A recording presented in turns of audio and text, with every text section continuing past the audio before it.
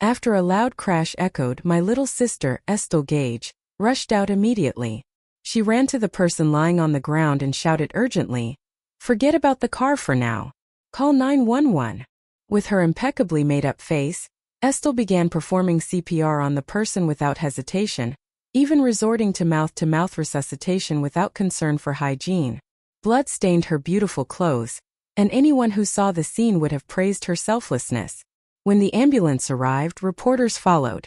Estel erupted in anger when she was faced with the cameras. "Do you people even have a conscience? Is this the time for interviews? Saving lives is more important." She then turned to the medical staff, anxiously explaining the timing of the CPR and pleading with them. "Doctor, you have to save her. She's so beautiful. It would be such a waste if she didn't make it." The doctor was moved by her plea and reassured her. "Don't worry. We'll do our best. Do you know her family?" Estel shook her head. "I'm just a passerby, but I can go with you and cover her medical expenses." The doctor commended her sense of responsibility and urged her to get in the ambulance. As Estel turned away, she discreetly slipped the injured person's phone into her pocket. I watched the ambulance leave and waited for about half an hour before a luxury car pulled up at the intersection. A man in a gray suit got out. His face was familiar. It was Simon Dawson, Julian Stewart's assistant. He surveyed the scene and began speaking with the police about what had happened. I pulled out my phone and sent a message to Estel. "Essie, I saw you on TV. What did you do?" She replied quickly, "None of your business." Seeing those 4 words, I smirked. Estel had read too many CEO romance novels and believed all wealthy CEOs were fools. After a chance encounter with Julian where he casually remarked, "You remind me of my wife when she was younger," she started fantasizing about marrying into a wealthy family. In my past life, I tried tirelessly to advise her against it, but it ended in disaster. This time, the first thing I did was distance myself to avoid being implicated when Julian inevitably retaliated against her. I was about to head home when the hospital called, saying a patient urgently needed blood and asking if I could help. Both Estel and I had Rh-negative blood types, and our information was stored in the blood center system. Hearing that someone needed help, I didn't hesitate to go to the hospital. To my surprise, the person in need of blood was Julian's wife, Nina Knight. I then went to the waiting room after donating my blood. When Estel saw me, she froze for a moment. "What are you doing here?" I sat down and replied, "They told me someone needed Rh-negative blood, so I came." Then I glanced at her and asked, "Why were you there?" I had tried to stop Estel many times after hearing about her plans. I even threatened to report her if she went through with them. Afraid I might grow suspicious, Estel replied nervously, "I was just passing by." I simply responded with a hum, leaned back and closed my eyes to rest. Even though I stayed quiet, Estel couldn't suppress her urge to boast. "Esmeralda, that woman is Julian Stewart's wife. Did you know that? Julian told me I looked just like her when she was young. Once she's gone, I'll be the next Mrs. Stewart." In the past, I would have advised her to stop dreaming. This time I congratulated her instead. "Wow, congratulations. When that happens, can you get me a job at Stewart Corp?" My flattery successfully cheered Estel up. She scoffed and said, "Mom and Dad were right. You were born to serve others. Even when I become rich, all you can think about is working for someone else." At that moment, Julian's voice came from outside. Estel's eyes lit up instantly. She stood and rushed out, eager to make her presence known. Before leaving, she didn't forget to warn me, "Stay out of sight, and don't ruin this for me." Estel and I were twins, and she was worried my presence might distract Julian's attention. But her concern was unnecessary. I was more than happy to keep my distance from her. Otherwise, I feared that when trouble struck her, I'd end up caught in the crossfire.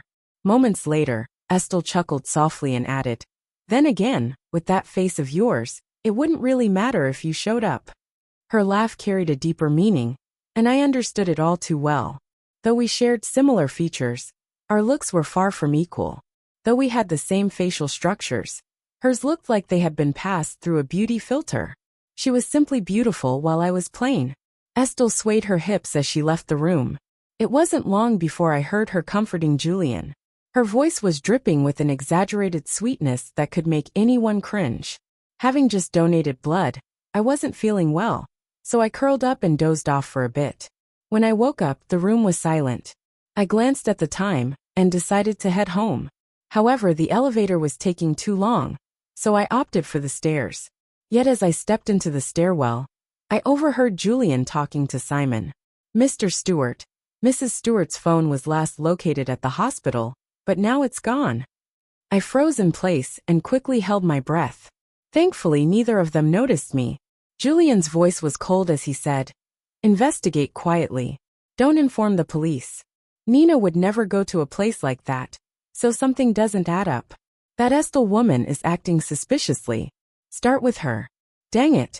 If I find out who hurt Nina, I'll make their whole family pay." I shivered upon hearing this. There were rumors that Julian was a notorious thug, who had even spent a few years in prison before becoming a CEO. Terrified, I hurried home. I was met with the sound of Estel laughing with our parents as soon as I walked through the door. Our mom, Madison Foster, felt sorry for Estel as she believed she had sacrificed too much by spending money and donating blood. She bought her a lot of supplements to replenish her strength. Estel dismissed it lightly. You can't make an omelet without breaking a few eggs. Covering the medical expenses is the only way to keep in touch with Julian. Our dad, Bellamy Gage, sighed. Then paying the hospital bill would have been enough. Why'd you donate your blood? You're already Rh negative. It's going to take forever for you to recover. If I didn't donate blood, how else would that woman die? Estel smirked slyly. I found out Nina is allergic to mangoes. I ate several of them before donating the blood. She's as good as dead. The three of them quickly began fantasizing about Estel's life after marrying into wealth. I stepped forward at the perfect moment and pointed at Estel in disbelief. How could you do something like this?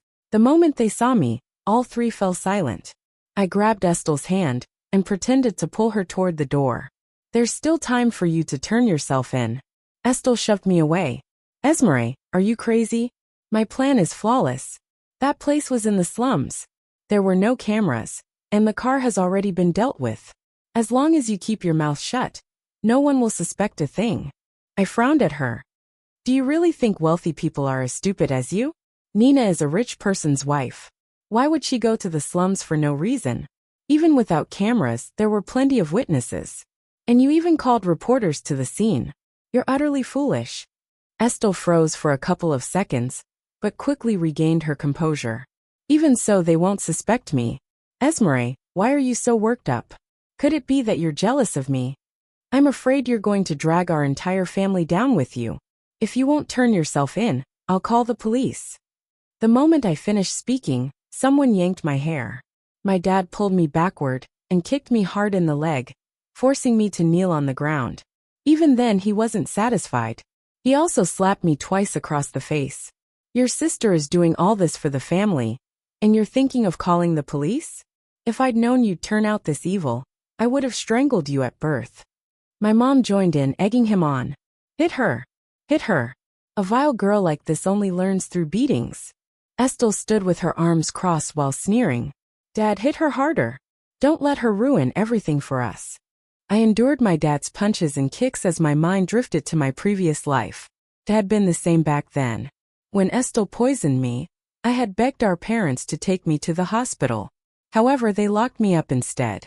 They watched coldly as I slowly lost my life. I could never understand why, even though I was their daughter too, they always favored Estel. We were twins, yet Estel got new clothes and attended good schools, while I wore hand-me-downs and worked tirelessly for her. The pain in my body grew sharper, and I cried out in agony. I was mentally counting down the minutes. A few moments later, a neighbor knocked on the door and asked what was going on. My dad paused and responded casually, "It's nothing. My older daughter fell down." After shutting the door, he kicked me again. Do you understand your mistake now? In the past, I never admitted fault no matter how badly I was beaten. This time, I acted like a frightened rabbit and quickly apologized. I was wrong, Dad. I shouldn't have said that about Essie. Even then, my dad wasn't satisfied. Are you still planning to call the police? No, I won't. I promise I won't. After I repeatedly apologized, my dad's anger finally subsided. I then turned to Estel and my mom and pleaded for their forgiveness. My mom's expression remained cold. Enough. Go make dinner. We're starving. I then obediently tied on an apron and went to the kitchen. Just then Estel's phone chimed, and she let out an excited scream after reading the message. She's dead. Nina's dead. I need to go to the hospital and comfort Julian. She immediately rushed to her room. She changed her clothes, applied her makeup, and slipped into a pair of high heels. Our parents were worried about her going out so late, so they grabbed the car keys to drive her. Once they had all left, I packed my things and prepared to leave this house for good. I ran into the neighbor outside, who frowned when he saw my bruised face. "Your parents beat you again?" he asked. Then he noticed the suitcase in my hand and clicked his tongue. "Good. Get out of here. If you stay any longer, something worse will happen." I thanked him, hoisted my suitcase, and hailed a cab. In the cab, the radio started broadcasting the news of Nina's death. She was killed in a car accident. Julian was offering a reward of $10 million for information about the hit-and-run driver. The cab driver sighed. "That guy must be bold to hit someone like that and drive away. A rich man like Julian will hunt him down like it's nothing." I simply murmured in agreement. The driver continued. "I heard Julian used to be a gangster, but he turned his life around after meeting his wife. Now that she's gone, I bet a lot of people will get in trouble." I nodded again. It was a shame that the person in the most trouble didn't yet realize their predicament. In the following days, the internet was flooded with two kinds of news. One about Julian offering a massive reward for leads on the driver, and the other showing footage of Estel saving someone's life. Dressed in white, Estel's image of her kneeling on the ground and covered in blood as she performed CPR went viral. Millions shared the video, and many started calling her a heroine. There was another video of Estel silently shedding tears at the hospital. She told the reporters, "I'm heartbroken that I couldn't save Mrs. Stewart. It must have been because I didn't try hard enough." Meanwhile, Julian stared at her intently from behind, and his expression was unreadable. Estel forwarded the video to the family group chat. "Look at Julian's gaze. It's obvious he's falling for me." Our parents eagerly agreed, and the three of them indulged in yet another daydream about Estel marrying into wealth. I was the only one who replied, "Oh, he's definitely thinking of something. It looks like he's ready to kill." My comment quickly provoked Estel's anger. In response, she proudly sent screenshots of her chat history with Julian. It looked like they had exchanged hundreds of messages over the past few days. Estel had been consoling Julian, and he had responded in kind, thanking her for her words and saying they were a great comfort to him. The tone was undeniably ambiguous. She gloated. "After reading these, do you still think he doesn't have feelings for me?" I couldn't help but remind her. "Isn't it possible he's trying to get information out of you? Julian can have any woman he wants. Why would he be interested in you?" Estel exploded with rage. "Esmeralda Gage, I haven't even dealt with you for what you said last time. Are you itching for trouble again?" My dad chimed in. "Where have you been hiding these past few days? Don't think we can't find you." The three of them lashed out at me, ending with a threat to kill me if I dared to call the police. I simply put my phone away and glanced outside. After leaving home, I had rented a place to stay. However, I could only afford a small unit in the slums because of financial constraints. Ironically, it was close to where Nina's accident had occurred. Every day after work, I saw Simon going into the nearby shops, questioning people, and checking surveillance footage. 2 days later, Estel sent another screenshot to the group chat. Julian had invited her and our parents to his estate. He said he wanted to thank her properly. She even tagged me in the chat. "At Esmeralda, now do you see how charming I am? This isn't just a visit. It's practically meeting his parents." This time I didn't reply. Estel was so focused on seducing Julian that she hadn't noticed the complete disappearance of news about Nina's death. There were no updates online, the police had stopped investigating, and even Simon hadn't shown up for 2 days. This wasn't a gratitude dinner, it was a trap. They were walking straight into their doom. I sighed and decided to head back to my rental for a proper meal. Just as I stepped out, a luxury car stopped in front of me. Simon got out and approached. "Miss Esmeralda Gage, right? Mr. Stewart has invited you to his place."